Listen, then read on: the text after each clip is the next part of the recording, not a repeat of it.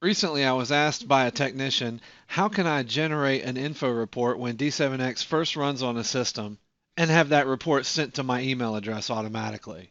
So in this video, I'd like to show you how to get that accomplished, and this will be a good video to show you how to run anything automatically when you first start D7X on a system.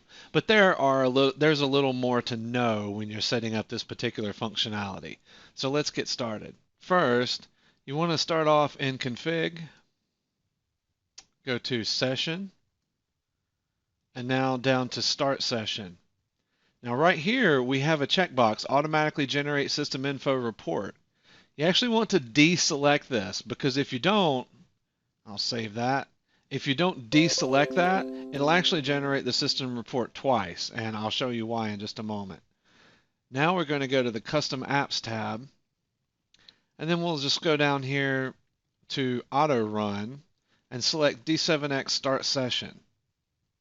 Okay, and now in our internal functionality, D7X internal functionality, click all functions and just search for the word report. You should come up with 3 results. And the first thing we want to do is info report, or you can also choose the info report with no passwords if you don't want to collect passwords during your report collection. And you can just drag that over with the right mouse button, or you can click this button here, assign app to list. The next thing I want to do is do email reports in session. And you notice down here this says it sends an email with attached reports as configured on the in session tab. This is no different than sending email during in session, but it may be used at any time during a repair routine, including at start session. So we'll go ahead and drag this over. And now we have our info report and our email reports, and that's going to run every time D7X starts a new session. Just click save and exit.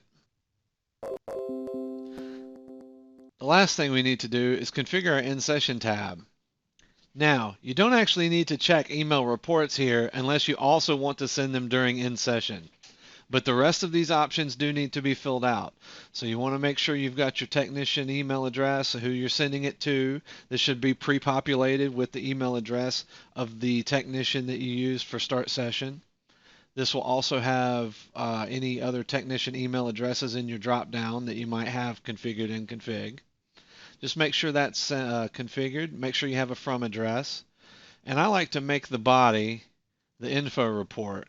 I just like to make that the body of the email so I don't have to open up the info report separately to take a look at it.